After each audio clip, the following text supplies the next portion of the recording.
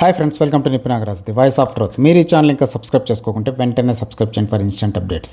ఇక ఈరోజు మా టాపిక్ ఏంటంటే నీ బాధ అని అంటున్నారు మన ట్రేడ్ పండితులు.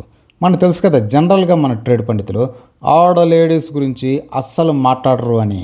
అంటే వాళ్ళంతా లోకు అని కాదు, వాళ్ళల్లో కూడా లోకు కేటగిరీ వాళ్ళు ఉంటారా అని వీళ్ళ ఉద్దేశం అన్నమాట. ఇక ఈ మధ్యన ట్విట్టర్ ఓపెన్ చేస్తే చాలు ఒక ఆంటీ క్లిప్స్ పొలోమని దర్శనమిచ్చేస్తున్నాయి అందరికీ.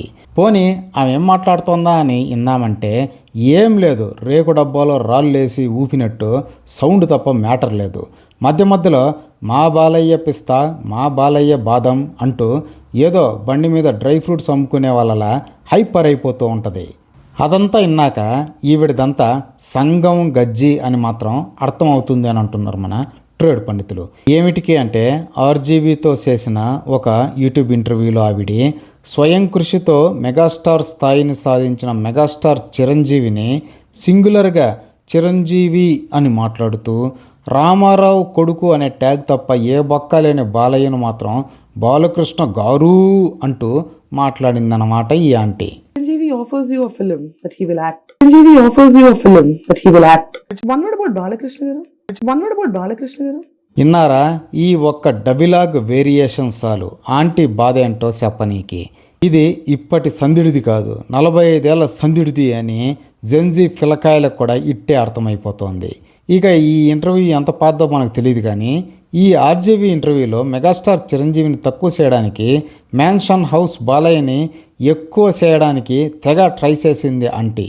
కానీ ఆర్జీవీ ఎంత ఏదో అంత ముండోడు కాబట్టి మొహం మీదనే ఫటాఫట్ ఫట్ ఫట్ అని ఇచ్చేశాడనమాట. చిరంజీవి గ్రేట్ అని చెప్తూనే బాలయ్య ఎవడో కూడా నాకు తెలియదు అన్నట్టు రెస్పాండ్ అయ్యేసరికి ఈ డ్రై ఫ్రూట్ ఆంటీ హావభావాలకు ఆ మేకప్ కూడా కరిగిపోయిందని చెప్పాలి. ఇప్పుడు చాలా మంది యంగ్స్టర్స్ నేను ఇస్తున్నాను ఛాన్స్ తీసుకో, నేను ఇస్తున్నా పట్టుకో అని చెప్తే చిరంజీవి గారితో సినిమా చేసే కెపాసిటీ లేదు నాకు. ఫస్ట్ ఆఫ్ ఆల్ అదే సెన్సిబిలిటీలో నేను అనుకునే సినిమాకి ఆయనకున్న ఇమేజ్కి ఆయన మీద ఉన్న ఆయన ఫ్యాన్ బేస్కున్న ఎక్స్పెక్టేషన్స్ దానికి సెట్ అవ్వదు. అందుకని I don't have the capacity. నేను చేయను అంటలేదు, నాకు చేత కాదు.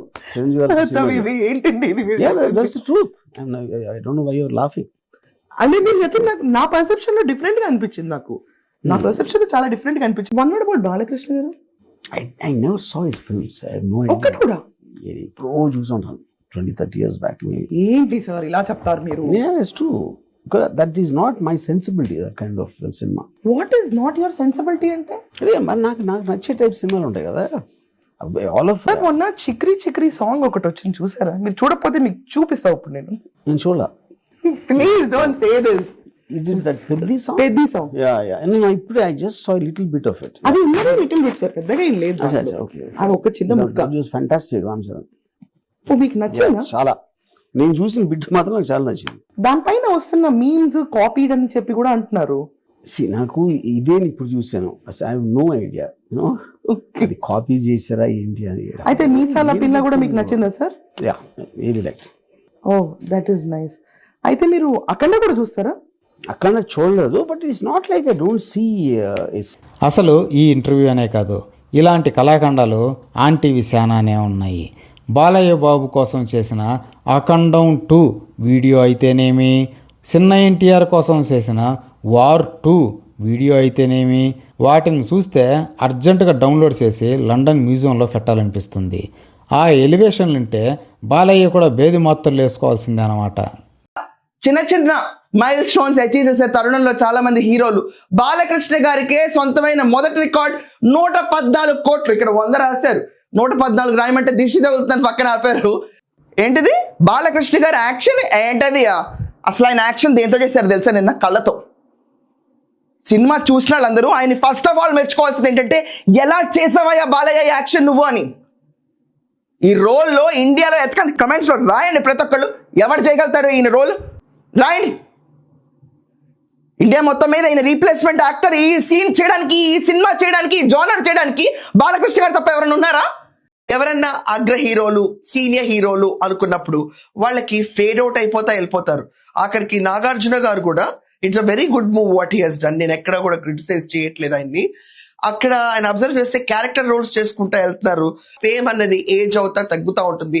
కానీ మా బాలయ్య బాబు గారికి మాత్రం మరగబెట్టిన కొద్ది పాలు పొంగుతానే ఉన్నాయి. ఆయన వయసు అనేది జస్ట్ ఫిగర్ లో కొంది. ఏ సినిమా చూసినా ఇక చిన్న ఎన్టీఆర్కి బాలీవుడ్ కండల కాంతారావు, హృతిక్ రోషన్ అన్నయ్యకి కంపారిజన్ అయితే నరసింహుడు ఈవెంట్ తర్వాత చిన్న ఎన్టీఆర్ మళ్ళీ అర్జెంటుగా ట్యాంక్ బండుకేసి వెళ్లాల్సి వస్తుందన్నమాట. ఎందుకంటే ప్రతి ఒక్కరికి తెలుసు Hrithik Roshan is known for his dance moves.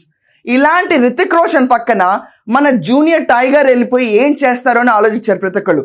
కానీ ఎన్టీఆర్ డాన్స్ చూసిన తర్వాత Hrithik Roshan dance is nothing అన్న మూమెంట్ మాత్రం ఖచ్చితంగా ఎస్టాబ్లిష్ అయింది.